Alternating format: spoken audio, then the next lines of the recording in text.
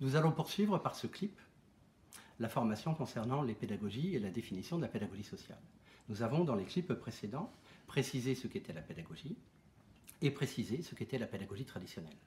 Nous avons défini la pédagogie traditionnelle par des caractéristiques qui lui sont communes et nous allons maintenant définir une autre forme de pédagogie, le second type. Nous avions annoncé qu'il y avait 3 types de pédagogie. Nous allons aujourd'hui définir le second type de pédagogie, l'éducation nouvelle ou la pédagogie nouvelle. Pour comprendre l'éducation nouvelle ou la pédagogie nouvelle, il faut repartir de ce qu'est la pédagogie traditionnelle.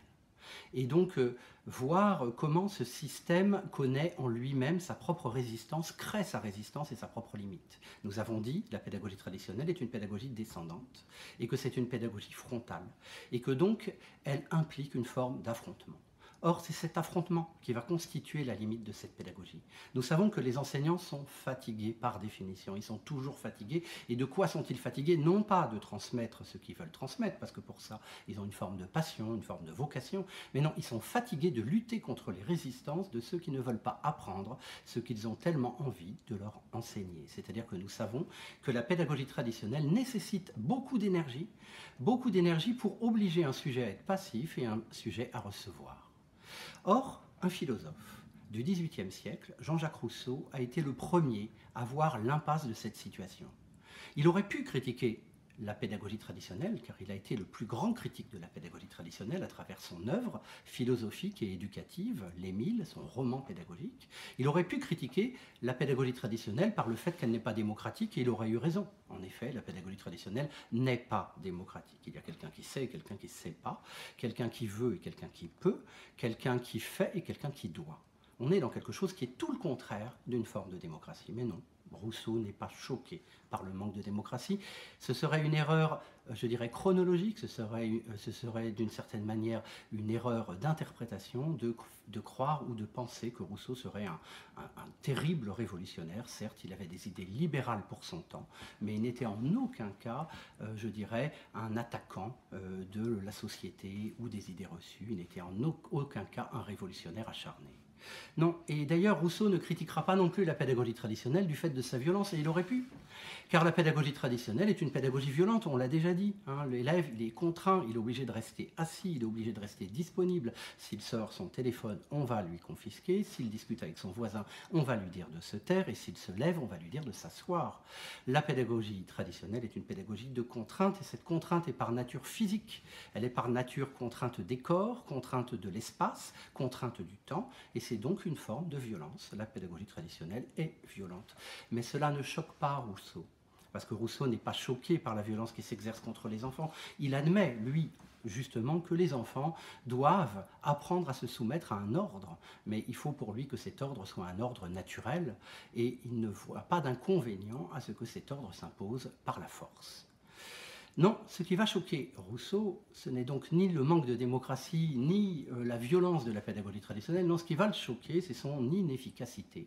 Parce que lui, justement, ne supporte pas toute cette énergie perdue à tenter d'inculquer quelque chose à un enfant qui s'en moque et qui ne veut rien savoir. Voilà quelque chose qui choque profondément Rousseau. Vous savez, Rousseau, c'est quelqu'un qui va dire « ne dites jamais non à un enfant ». Et là, quand on entend ça, on se dit « voilà, on a compris, Rousseau est un 68 art attardé, un disciple de Françoise Dolto, finalement un apologiste de l'enfant roi, et voilà pourquoi nous en serions aujourd'hui à récriminer contre des enfants qui ne reconnaîtraient plus aucune autorité ».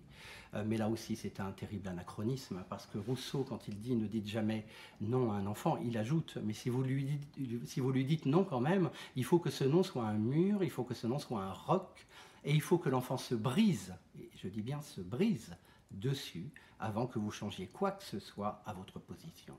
En réalité, ce que Rousseau ne supporte pas, c'est que justement l'enfant soit passif dans la pédagogie traditionnelle et que son activité, il l'utilise pour résister. Ce qu'il ne supporte pas, c'est la résistance de l'enfant. Ce qu'il ne supporte pas, c'est la dissipation. Ce qu'il ne supporte pas, c'est le fait qu'il y ait un obstacle au projet d'éduquer, au projet d'apprendre, et il se demande comment il va contourner cet obstacle.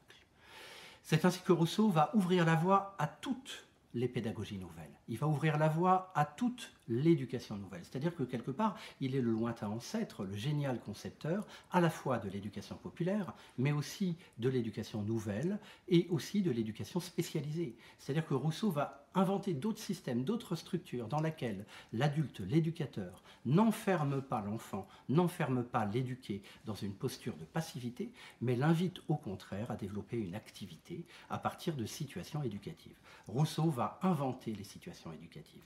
Il va inventer l'accompagnement dans la nature, dans la vie, dans la société. Il va représenter la situation pédagogique non pas comme un face-à-face, mais comme un côte-à-côte. Le but est d'initier un accompagnement dans lequel l'enfant, la personne éduquée seront actifs. On est déjà dans les méthodes éducatives actives.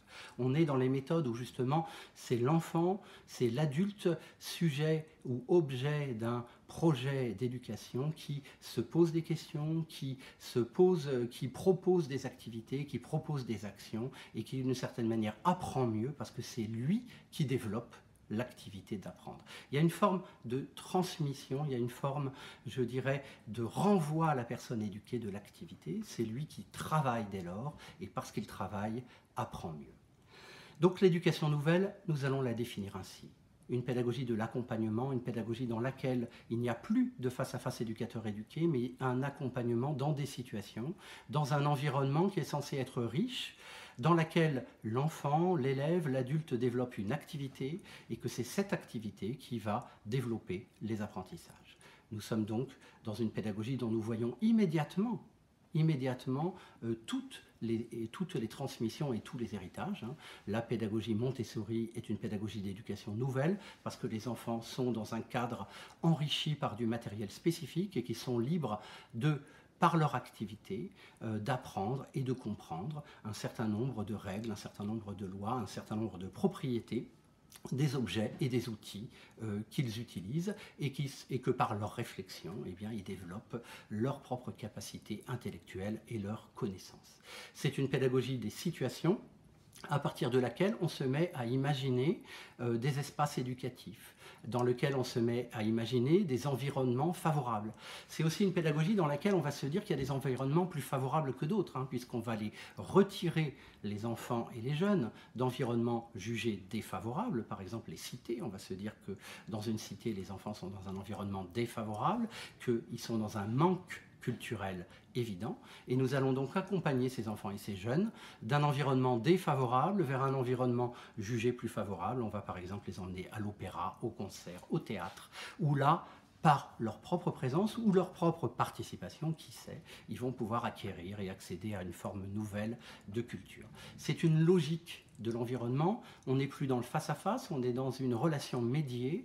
L'éducateur, en fait, crée et est le repère et est la clé de l'environnement, et c'est l'environnement qui devient le véritable éducateur de l'enfant et le véritable éducateur de l'adulte. Nous voyons donc là le triomphe de l'éducation nouvelle.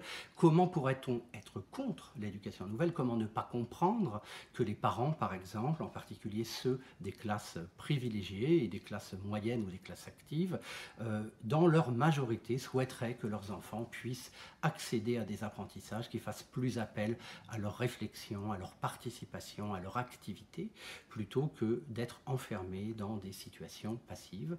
Nous voyons donc que l'éducation nouvelle est une forme de triomphe de la pensée, une avancée humaine que nous devons, il faut bien le reconnaître, à ce philosophe, également aussi auteur et romancier, qui était Jean-Jacques Rousseau.